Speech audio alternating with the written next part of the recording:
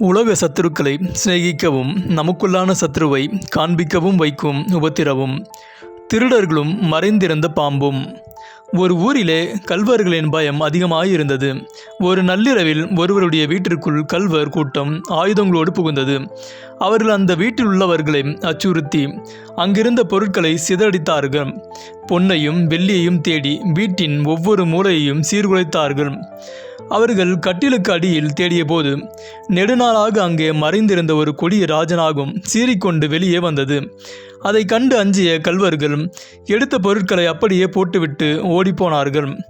அந்த வீட்டாரோ கள்வர்கள் செய்த நஷ்டத்தை பார்க்காமல், இந்த கள்வர்கள் வராமல் இருந்திருந்தால் நமக்கே தெரியாமல் நம் வீட்டிற்குள் ஒளிந்திருக்கும் இந்த பாம்பு நம்மை என்றாவது ஒரு நாள் அழித்திருக்குமே, இன்று இவர்கள் மூலமாக அல்லவோ இந்த பாம்பு வெளியேறியது என்று எண்ணி தேற்றிக்கொண்டார்கள். ஆவிக்குரிய பாடம். நமது வாழ்க்கையிலும் வரும் உபத்திரவங்கள் அந்த கள்வர்களை போன்றவை. மற்றவர்கள் நம்மை நிந்திக்கும் போதும் உபத்திரவப்படுத்தும் போதும் நமக்குள் இருக்கும் கோபம், கசப்பு, பொறாமை என்னும் பாம்பு சீறிக்கொண்டு வெளியே வருகிறது. சுத்திகரிப்பு. உபத்திரவம் வரும்போதுதான் நம் இருதயத்தின் ஆழத்தில் ஒளிந்திருக்கும் அசுத்தங்கள் நமக்கு தெரிய வருகிறது. சத்துருக்களை நேசித்தல். நமக்கு தீமை செய்தவர்கள் உண்மையில் நம்மிடம் மறைந்திருக்கும் தீய குணங்களை நமக்கு அடையாளம் காட்டுகிறார்கள். எனவே அவர்களை நாம் வெறுக்காமல் நம்மை சுத்திகரிக்க உதவியதற்காக அவர்களை நேசிக்க வேண்டும்.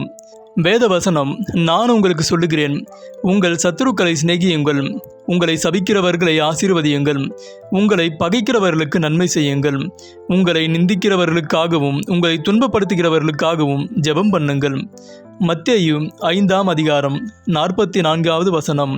ஆமென்.